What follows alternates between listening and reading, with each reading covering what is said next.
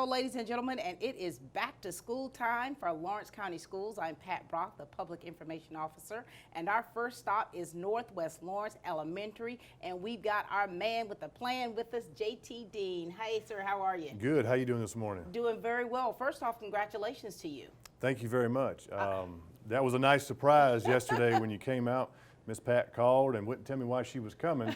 But when she showed up with Mr. Garnto and had that Title I Distinguished School, we were very happy to receive it and very proud of our staff and students. And you all have been receiving that each year, and that shows a lot and says a lot about you and about the teachers and the staff that you have here at Northwest Lawrence. Yes, ma'am. We've 3 years in a row. So we've gotten it 3 years in a row, so we're extremely happy and proud of that. And you can't say enough about the staff. That's definitely a reflection of how hard they've worked, but also the students. I mean, the students are the ones that have to actually take the assessments and put in the work every day. Yeah. And so we're very happy and proud of everybody involved. Very good. And of course, you know, Mr. Dean, starting school here is going to be a little bit different now. And what we want you all to see is, you know, just kind of behind the scenes of just getting ready, meeting some of the new teachers, returning teachers, and speaking with the principals about how things are going to look for that particular school. Now, Mr. Dean, from your position and things that you're having to do, tell us how that's been going for you. We've been, you know, trying to think of every possible scenario, which is an impossible task to try to work through all the scenarios. But we feel confident that within the boundaries that we have as a school, and trying to get everyone back in person, because that's our ultimate goal, because we feel like the best educational service for our students is here in person with our teachers. So we have thought about every part of our day, where we can social distance, how we can keep them in smaller groups, how we can keep them more spaced out. We've got a rotational lunch schedule, so we'll have half the number of students in the lunchroom at any one time. We're looking at recess to reduce the number of kids on the playground. We're talking about social distancing in the classroom and doing what we call cohorts. So each class will have 2 smaller groups, and the goal of that teacher will be to keep those students in those 2 smaller groups throughout all locations. Again, to reduce exposure between the kids in the classroom. We know we're limited because our classes are only so big, but the online numbers have helped us, you know, to reduce in-person class size a little bit. And they've helped us in this social distancing throughout our day. So we really feel confident about what we've got planned here, and we just feel very confident about our year, and we're looking forward to having the kids back in the building. That's what we're ready for. And you know, I know you've got several students that are going to do online this year. How do your numbers look right now? I don't have the exact number because we gain new students every day, but I think we're probably right at 200 for the building. We're still working through the meetings. We asked every family to come in and have an in-person meeting just to talk about the expectations, to make sure that they fully understand what signing up for online means for their student and the person that's going to be at home for the student. So we have a few more of those meetings today, tomorrow, and Wednesday. We've met with about 140 of the 180 to 200 students that have signed up. We have enough for at least 1 homeroom in every grade, 2 in kindergarten right now. Yeah. So we feel really glad that we can dedicate an entire person's day to that homeroom. So we don't have a split between any one teacher's trying to take care of in-person and online at the same time.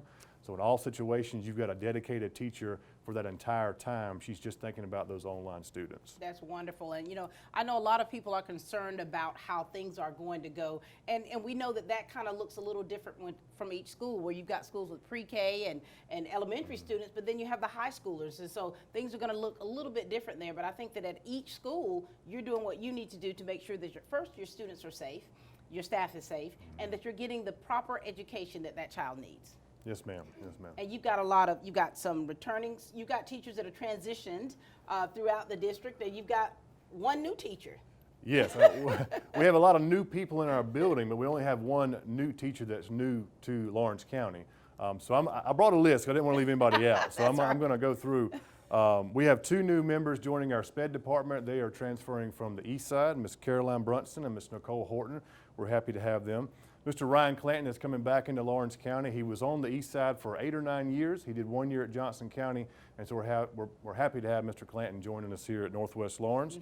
Miss Brandy Eli is our sort of lone brand new person to the district, so we're very happy to have her. She's also coming from Johnson County. We have some transfers from East Lawrence Elementary, Miss Shelby Hill, Miss Ashley Walker. Miss Shelby Hill's joining our 3rd grade team, and Miss Ashley Walker's joining 5th grade team. Miss Eli is joining the 1st grade team. I didn't point that out earlier. We also have Miss Carrie Dixon that's transferring from Southwest Lawrence Elementary. She'll be joining the 4th grade team, and we're happy to have her. And then Miss Tina Barbie is transferring from East Lawrence Primary, joining our pre-K team. So we have a lot of new people in the building, but not new to Lawrence County. So we're happy to have all of them. That's right. And of course, and you guys have been meeting throughout with teachers coming back on Thursday. You've been having meetings, and they're having their own group meetings as well. And what are they discussing in those meetings as far as what they're trying to work out for the opening of the school? So a lot of the discussions have been about the movement of students throughout the day, the daily schedule, the operational side of things, more so than we would on a normal year, because a normal year, that's the same thing as last year. But this year, we kind of have to look at lunch, recess, transition in the hall, how they move around in the classroom. The upper grades are thinking through how they're going to swap classes, because we want to make sure we have time to sanitize the classes in between the groups coming in. So that's all new, but they're also having some really good in-depth instructional decisions. We know that we have a larger gap to make up than a normal year, almost 5 months the students have been out of school, so we're having some really good instructional decisions, but also focusing on the new scheduling and operational things we have to be aware of in this pandemic that we're under. You're absolutely right. And of course, open house. Open house is going to look a little different. You know, we usually come in there with those cameras and seeing those, seeing the kids and the excitement from their eyes, their parents. And then, of course, you're having to make some decisions about open house, letting them know, hey, first day of school, you can't walk your little one to class. Yeah, that's a little tough. We know that's going to be a tough pill for a lot of parents to swallow, and I understand my little girl will be here in pre-K, so I'm very excited about her coming, but I'm having to tell her mom at home, sorry, sweetie, you can't walk her in that very first day. And so I can imagine all those parents out there, and we do understand that, and we appreciate your help and support in that. We're going to do everything we can to make sure those first few days, especially for our younger students, are smooth and as stress-free as we can. They're going to be supported, they're going to be monitored, they're going to be loved on throughout the entire day, so that when they come home, we hope that they're excited about coming back the next day. That's right. And we know that when the kids are younger, it's a little bit more difficult in explaining what's happening with all the COVID-19 and how things have changed, because of course, when they get out of those cars, when they get off those buses, they're used to squeezing legs and hugging and kissing one another. And so it's like, as a parent, we do understand that that's going to be a little bit different for you and difficult to be able to explain to your little one on how they need to respond. But we've been having to do this for quite some time. Yeah, I think our teachers are prepared for it. I think our staff is prepared for it. And we hope that the parents will trust us to take those little ones from the car rider line or from the bus line and get them inside safely, because we have definitely prepared for it. Very good. Well, we're so excited about this new school year, and we're thankful it's going to be able to happen. Appreciate all the hard work you all are doing on the back end, Mr. Dean, to make sure we're prepared and ready for September the 8th. And, as we walk down the halls, we see the teachers, they're like busy little bees. They're like elves getting their rooms ready, and still with excitement and a little bit of apprehension, but still that's understandable because having to make those adjustments. Yes, ma'am. They're working hard. They've been chomping to get in the rooms all summer. And so we were able to let them in, and they've just been working nonstop since last Thursday. So we know we're going to be ready. The school's going to look great. We're going to have a lot of fun decorations up. We're going to create an excited atmosphere, because we want those students coming in excited from the very first day. Very good. Thank you so much, Mr. Dean, for all that you do. Thank you, Ms. Brock. All right. J.T. Dean, the principal here at Northwest Lawrence Elementary.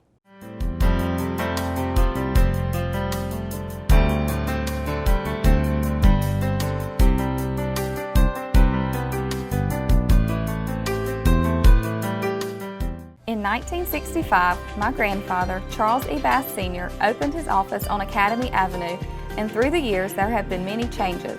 But one thing remains the same. We are here to serve Dublin, Lawrence, and surrounding counties, and we will be here through these uncertain times for you. Your health and well-being have always been important to us, but as we weather this storm, we pray for our community and the safety of all. When you need therapy, remember, you have a choice. Bass Physical Therapy and Rehab, with offices in Dublin and Wrightsville. Thank you for allowing us to be your choice for 55 years.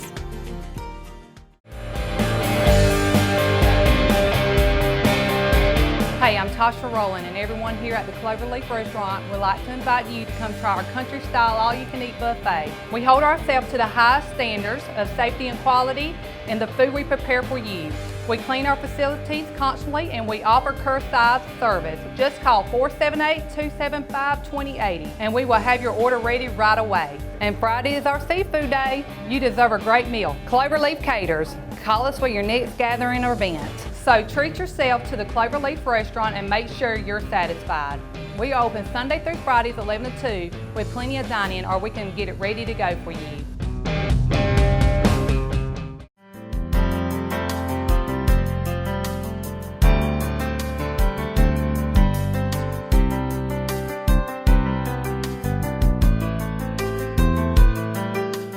Ladies and gentlemen, we've got the lovely Miss Brandy Eli with us. How are you? I'm good, thank you. Welcome to Team Lawrence. Thank you. I'm so excited to be here. Brandy, we want you to kind of let the people out there of Dublin Lawrence County know about you and your family. So if you don't mind, share with us a little about you and your journey in education. Yes, I have been teaching. This will be year 16. I've been in Dublin City for a good bit of time, and then I went to Johnson County. We've lived here in Dublin for about 8 years. I've got 3 kids. My oldest son will be going to 10th grade at West Lawrence High School. He'll be the drummer in the band. We're excited about that. Nice. Then my daughter will be going to 7th grade at the middle school, and then my youngest son will be coming with me here to 1st grade. So we'll both be here in 1st grade this year. So you're going to have kids all around. Oh yes, we spread them out. And tell us, what do you teach, and tell us about your style of teaching. I have always taught 1st grade. All the years I've taught 3rd grade 1 year, kindergarten 2 years, and then the rest of the years have been in 1st grade. And I'm a firm believer in loving them first and teaching them second, because they're not going to do for you, you know, what they need to do unless you show them that you care about them. Right. So the first week or 2, I really enjoy just getting to know them getting to know me, you know, practicing routines and procedures and things like that. And especially this year, we're going to have a lot of that going on. A lot of that. Yeah. And as we can look around her room, we see that you're getting things ready. Are those palm trees that you've got over there? Yes, yes, yes. And you know, you're getting your room ready, colorful, different stations that you have here. And for you, you know that you're transitioning during this time, this unprecedented time here. Yes. What adjustments are you making as an educator? Well, we're just everything. I mean, pretty much everything that we know, we're going to have to learn differently. Yeah. You know, when you teach 1st grade, you teach to share. You teach to love and you know, your little family community. Right. So we're going to have to just learn to do that a different way. Because it can't be, you know, I can't just not do that. But we just have to learn to do it a different way. And you know, and with that being said, I think that we all as individuals and families are having to learn to do things a different way. And it's kind of a bit of a new normal for the past 5 months, where we've had to make so many adjustments to the pandemic, and now getting the opportunity to come back to school. And we know several have chosen online, Yes, but ma'am. there's some that don't be in your classroom. How many students will you be having? As of Friday, it was 20, and then 2 hours later, it was 21. So we really don't know. It's going to change, I'm sure, several times before we actually get the kids here. And so your children, will they be in school? Yes, ma'am. All in school? Yes, a ma'am. drummer Yes. for the Raider Brigade. Yes, he How was- exciting is that? He was very excited. He's, you know, he's played the tenors the whole time that he's been in Johnson with their high school band, and he wasn't sure because he didn't know the music here. Right. And they went in for practice, and you know, he just had a tryout for their part, and he got it. So he was very excited not to have to change instruments. So. And let me ask you this, because as an educator, but also as a mother that has school-aged children, what things do you talk to your children about to get them prepared to be in the classroom? So with my youngest one, we've practiced a lot. Like you know, when we were having school, I tried to set it up as much as, you know, like our classroom with me, as far as him keeping the same exact pencil and not sharing with others, him, you know, wearing his mask and not just leaving it on the table beside him, but we've got him, you know, like a little Lanyard type yes, thing? to attach it. We've practiced, you know, making sure that proper hand washing, like you know, the whole arm up to here. Right. So, you know, with him especially, I've had to do a lot of that. My older two, you know, I've talked to them about it, but it's kind of things that they were already doing because, you know, I have one germaphobe. So they were already practicing a lot of that. So. And so what do you want your parents of the children that you'll be teaching to know? Because what kind of reassurance do you want to give them? Because there are a lot of questions out there. We see a lot on our social media pages and messages from parents who are concerned about their little one being in school. But we also tell them that that is a choice of you as a parent to be in person or online. And I know some have issues with having to work. Yes. So what words of comfort or reassurance do you want to give those parents of those children that you'll be teaching? Just that I'm a parent first, and so I have a child the same age of the children that we'll be, teaching, and I'm going to treat your child like I would mine. I'm going to do, everything that I would do with my own child with your child. So, I'm not saying that everything will go smooth, and perfect, but we will do all that we can to make sure that it does. Very good. Well, we're so excited to have you a part of Lawrence County Schools. We know that you are, we can tell. Yes. And you did great here on camera. Thank you. Thank you very much. Look forward to seeing more out of you and coming into your classroom and seeing what you've got going on with these little kids as the year goes by. Yes, ma'am. Thank you very much. Thank you and congratulations. Yes.